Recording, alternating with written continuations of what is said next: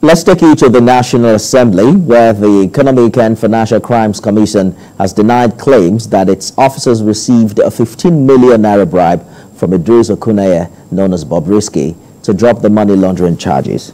The EFCC representatives was at the House of Reps as it opened investigations into alleged bribery. The EFCC and Nigeria Correctional Service. Assistant Controller General of the NCS, Ben Freeman, told the Joint Committee that Bobrisky served his complete jail term at the Nigeria Correctional Facility.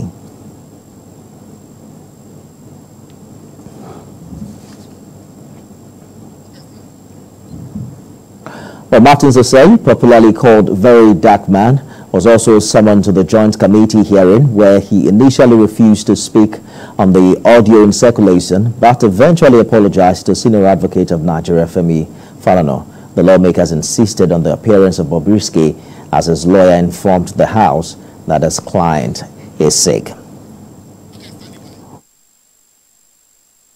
National Assembly correspondent Joke Adisa monitored this proceeding earlier. She joins me live from the House of Representatives. Joke is in Abuja studio.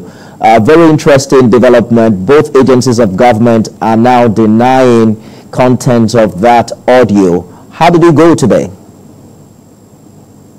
Well, thank you, Anifemi. It actually went well. It was actually a very busy day for parliamentary reporters. We saw members of the public who are also interested in the case. We saw staff of the lawmakers also wanting to be at the committee room. But of course, the committee was very proactive, and they had to use a policeman to screen people before being. They had to restrict the number of people inside the hall. Now, having said that, let me also say that Very Dark Man's presence, even his arrival, of course, was dramatic. And while he was in the committee room, he was at the podium to give, after being put on oath, he declined, as we have also said in that report. But by and large, what we have been able to see from all that has happened is that, of course, Bobrisky also needs to be before the lawmakers. His non-appearance created some row between between Very Dark Man and the lawmakers. Eventually, they were able to reconcile, and the committee has insisted that Bobrisky, Idris Okuneye, must, of course, appear before it before the round of the investigation. But of course, we also saw the EFCC and the Nigeria Correctional Service putting up their own position.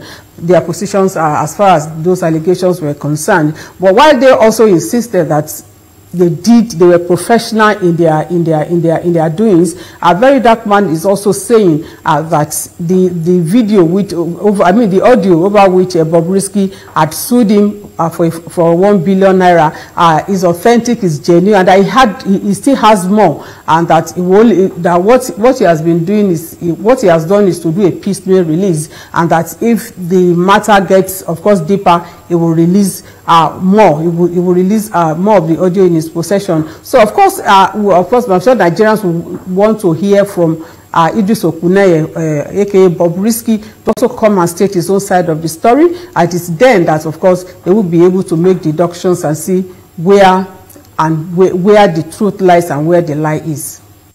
Okay, were there conversations as regard the proof from the Nigeria Correctional Service, whether or not Bobrisky actually served this jail term? Are they obligated by members of the House of Reps to provide such proof? Of course, members of the House did ask those questions, asked them for proof, which they provided, and the ACG also did say that putting an inmate in a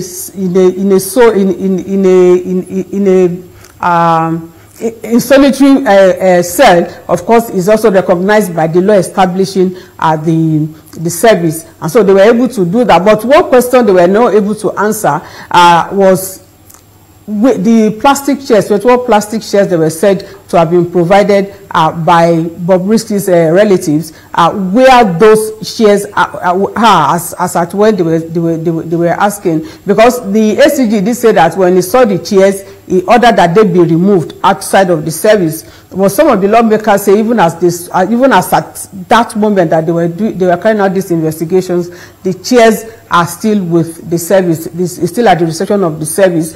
And another thing that also came up was the fact that the deputy controller at the Kirikiri minimum prison said it was one of those affected by the suspension, but when asked, he said he had not been served any letter and that he was not on suspension and that the suspension was on social media. And so, but the secretary of the board of the entire interior ministry was not around, and so they had to say that they will invite the secretary of the board and also re-invite Bobrisky at a date to be determined by the committee. Jokad is live for us at Abuja Studio.